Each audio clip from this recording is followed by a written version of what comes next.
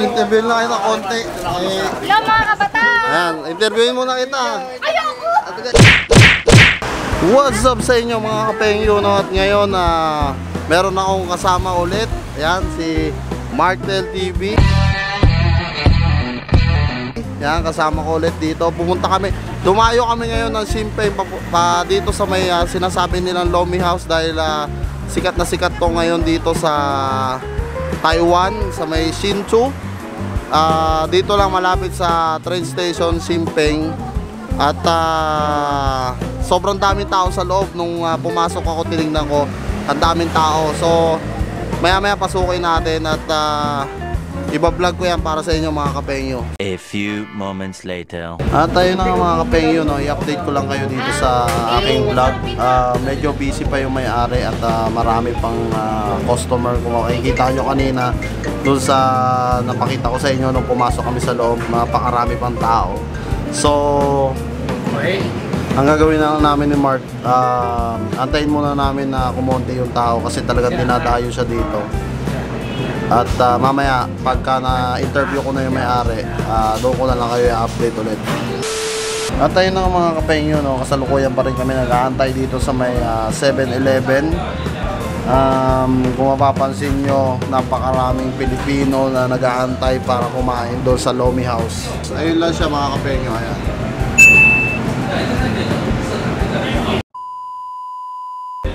So ayun na nga mga pengyo, no? Nag-aantay pa rin kami ni Mark. Naantay namin yung isang kasama din namin na vlogger na si Pambansang Repa na on the way na papunta rito sa Simpeng. Kasalukuyan ngayon na nagmamasid pa rin kami ni Mark. Lalo ang pila. Umahaba lalo ang pila. So hindi ko alam kung may interview ba natin yung may-ari o hindi.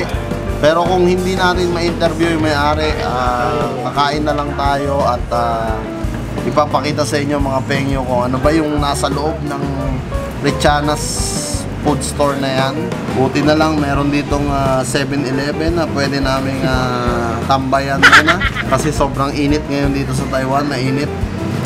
Hindi naman sobra pero mainit na siya, hindi na siya katulad nung Oo, hindi na siya katulad ng mga nakaraan na winter talaga. Baka po nandiyan kami sa labas dumugo pa yung ilong namin. 1 hour later. At sa wakas, dumating din yung inaantay namin na imbis na Simpeng ang puntahan, Simpong ang pinuntahan. Boss JD. Basta, Brad. Pambansang Repa. Ayan, si Martel TV. Ayan, tropa ni Repa. Ayan. Naligaw ako Sab. Diyan ka magbukbang. San? Ayan, Oo, punta natin. pwede. Lomi House. Ayos. Lomi House ba yan? Oo. Yan pala Kaya nga maraming tao hindi kami makapasok. Sabi ko maya kinausap ko yung may-ari para ma-interview na rin natin yan kahit pa paano. At yun na mga kapengyo, no? Susugod na kami dun sa Lomi House para kumain na ron kasama si Repa, Pambansang Repa at si Martel TV tsaka yung bayaw niya. Papasukin na namin dahil hindi nawawalan ng tao talaga, sobrang daming tao. May pila na naman. Hanggat nag-aantay kami na nag-aantay, laging tumatagal ng tumatagal. So baka hindi na kami makapunta sa iba pang lugar pagka nag-antay kami ng matagal. So ayan, makikita nyo, ito yung Lomi House. Ayan, may pila pa dito sa labas. Pasukin na natin dito sa loob.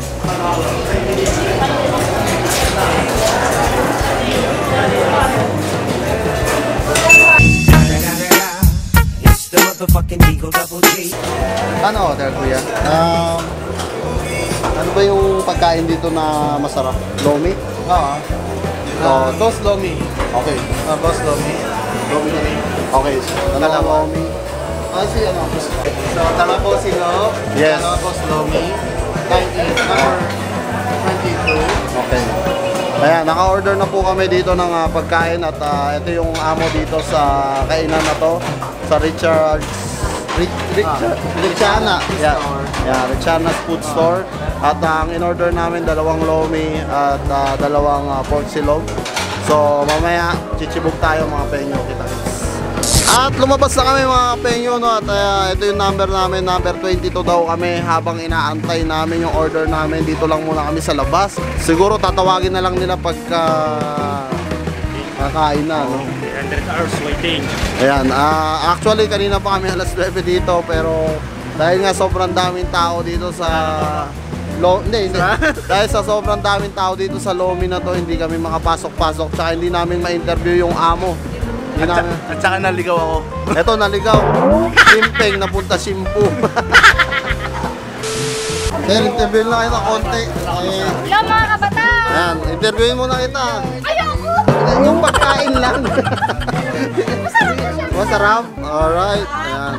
Man, Mga panalo! ayan. Nakain sila dito sa Lomi House at ni-interview ko medyo nasasay eh. Ayan. Say hello naman sa camera. Hi. Hello, camera.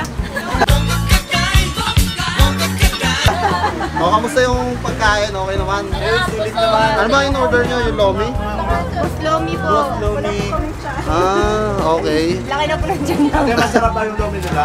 Ayan. Masarap po yan, masarap. Masarap po. Recommend. Dinayo nyo pa, di ba? Dinayo nyo pa. Yun. Ayan, may para... Galing Pantawyen guys at dumayo lang dito sa Lomi House. At kami rin dumayo rin, galing kami Sinchu. It was at this moment that Nathan knew. He fucked up. Inuto na. Kami, galing po po. Eto, galing Tawyen, oh. Grabe, oh. Ilang minutes biyahe nyo? 45! 45. Ayun, Ay, napatingin pa ba? grabe. Masarap yung mga asawa nyo. Andito ang asawa ko! Grabe ka! Mabait kami ha, mabait! Pero order din po kayo. Order din kayo ng Lomi. Wars na kami. Ha? Kumain na ba kayo? Tapos na? Nagantay din sila ng Lomi kasi may pila pala dito pagka umu-order ka ng Lomi at saka may mga silog-silog din sila dito. Tsaka napansin ko sa labas, sa paskil nila, tuwing umaga lang sila bukas 7:30 hanggang 12 ng hapon. So, naantay na lang namin yung number, yung pinag-orderan namin at mamaya makakain na kami. Sir, ma'am, maraming salamat. At yun nga pala, no, galing din siya dito sa Lomi House na kainan, dito sa Richana's Food Store. At bro, kamusta naman yung Lomi? Okay ba? Ayos naman. Bali, pangalawang beses ko na rin kasi dito. Saan pa kayo galing yan? Taichung. Taichung pa. Bali, Grabe. may mga kasamahan pa ako pasunod pa rito. Pasunod pa rito para kakain lang dito. Dinadayo talaga, no? Kaya nga kinakausap ko yung may-ari, baka pwedeng hintayin nila. Kasi 12 lang yung sarap. Oo nga, oo. So galing pa ng yung mga kasama mo, Ako, Taichung din. galing din ng Taichung. Oo. Para lang kumain dito sa loob. On the way na sila. Nakita niyo mga kapenyo, grabe, Taichung. Alam niyo ba yung biyahe Taichung papunta rito? Halos 1 hour ba? 1 oras ka lang. 1 oras at kalahati para lang kumain dito sa Lomihan na to. Ganon kabagsik tong Lomihan na to. Kaya mga kapenyo, kung gusto niyo kumain, kung gusto nyo kumain dito sa Lomi House na to, ililink ko yung description para makapunta kayo dito at para matikman nyo yung Lomi House nila. Bro, maraming salamat ha. Thank you sa At ayun na nga mga kapengyo, no, meron na tayong na-interview na Pilipino.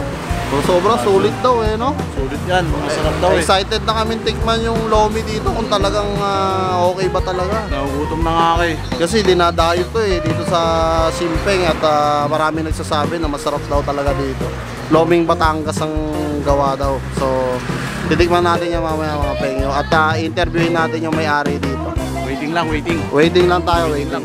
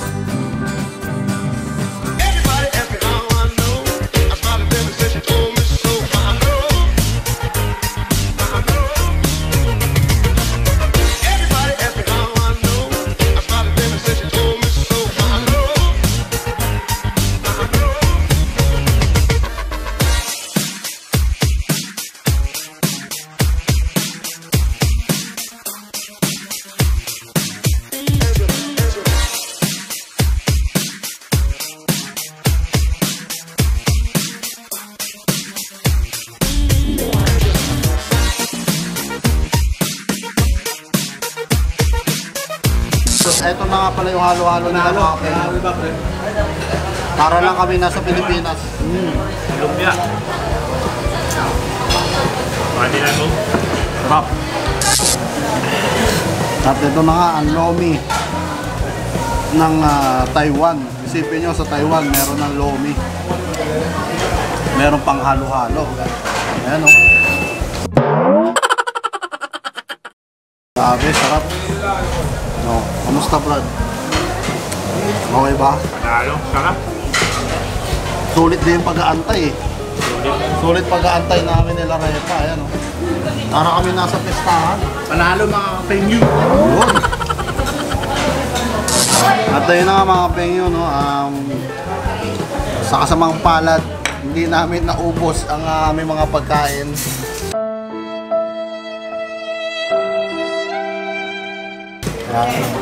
Take out. Di kaya. Ano mga tol, sulit bang 180? Sulit. Madaming sahog, sobra. Yung sahog nila may liempo, may lumpia, may ano tawag dito? Chicharon, meron na tapa. Halos lahat tinalo-halo, ang dami. Hindi ko naubos yung sa akin mga kapengyo, tignan nyo. Kanina puno yan. Natira yan. So, walang ibang paraan kundi papatake out natin yung lomi natin. At sa kabilang banda, kainin naman natin itong pinagmamalaki nilang halo-halo. Tara mga kapengyo, kainin natin. Yun na nga mga kapengyo, no? Hindi namin naubos yung aming lomi. Ayan, naghalo-halo naman kami ngayon ni Mark. Kaya tikman natin, Brad. Sarap pa. Sarap pa. Sarap. Manalo yung halo-halo nila. Si Repa hindi umorder eh, pero okay na siya sa Sprite. Hindi ko rin maubos. Yan. At ayun na mga kapengyo, no? Tapos na kami kumain. Yung ibang lomi namin na hindi namin naubos, pinatake out na lang namin. Kasi hindi na talaga kaya, sobrang busog na kami. Ako nga, full na eh. Kasi nabusog na tayo sa lomi ni Laupan. Laupan, how's you? Very good. Your wife? Hello po ate. Ano po kayo? Batanggenya? Ayun, dito nakita interview. Kailan nyo sinumulan tong lomi house mo? Itong lomi nyo? Yeah, 5 years ba? 5 years.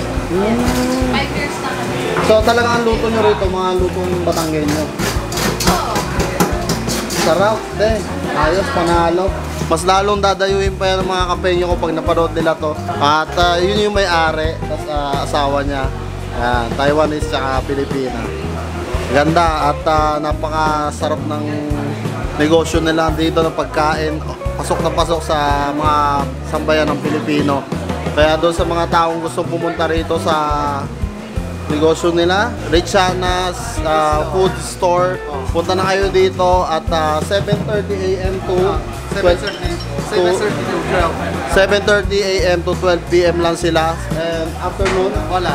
Afternoon wala na, only morning lang. Okay. So mga kapengyo, puntahan nyo na rito. Napakabait talaga ng amo rito. Yung inumin namin, free na. Ilaw pa. Thank you. Alright. At ayun na nga mga kapengyo, no, natapos na ang aming pagkain at pag-interview sa Laupan at sa mga kumain dito ng mga Pilipino. At eto, nasa likod ko si Martel TV at si Pambansang Repa. Siyempre mag-subscribe din kayo sa kanila. Yung behind the scenes ko na kay Martel TV at saka kay Pambansang Repa. O kung gusto nyo pang mapanood, sa channel ko, yan, behind the scene. Yes. May shoutout ka ba, Pambansang Repa? Shoutout sa mga Tagalaw nyo dyan. Yun. Ikaw, Brad, Mark. Siyempre, shoutout sa asawa ko. Yan. At ayun na nga mga kapengyo, no? Maraming salamat sa suporta nyo palagi. At hanggang dito na lang, tatapusin ko na tong aking vlog. At meron pa tayong part 2. Abangan nyo yung part 2 namin ni Martel TV. At kami ay gagala pa. At meron pa akong i-upload para sa inyo mga kapengyo. Maraming salamat. At kita-kits tayo muli sa aking part 2.